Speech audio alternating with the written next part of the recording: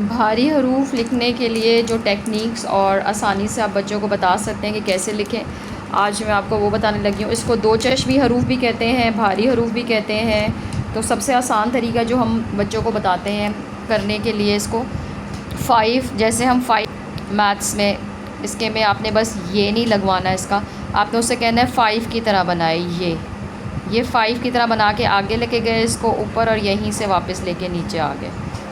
तो इस तरह जो है वो बहुत ईजी से बच्चा सीख सकता है। जैसे भ लिखना है, बे और हे, ये ऐसे पान की शक्ल में लेके ब, भ, ये नेक्स्ट प हे, पे हे, फ, फिर नेक्स्ट आ जाएगा ये ते और हे, और इसी में आ जाएगा ठे, ठ।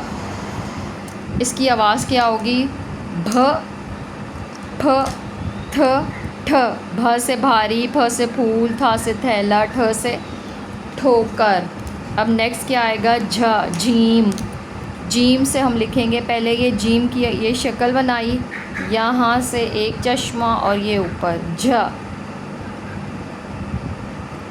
ये क्या बन गया? छ।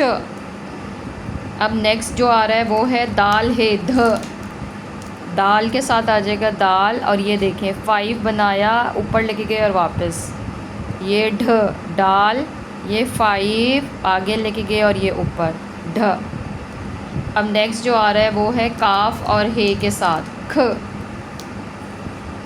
ये काफ बनाया, यहाँ से ये 5 की तरह बनाया, इसको ऊपर लेके गए और वापस नीचे आ गए, क्या? ख, खिड़की, घ, ये गाफ। दोबारा इसको देख लें। इसको बनाने के लिए हम क्या टेक्निक यूज़ करेंगे? हमने सिंपल बच्चे से क्या कहना है, 5 की तरह आप इसको लिखें। यहाँ पे ये ऐसे, इसको यहाँ से ऊपर उससे लेके जाए कहें वापस, और ये स्लांट आएगा, ये ऐसे और ये ऐसे। अच्छा, ये जो हम फॉर्मेशन लिखवाते हैं बच्चों के, एक यहाँ से गोल डाल दो, एक यहाँ से डाल दो, ये गलत है। इस तरह के शुरू से ही उसको 5 के साथ लिखवाना शुरू करेंगे तो थोड़ी अच्छी शक्ल बन जाएगी उसकी।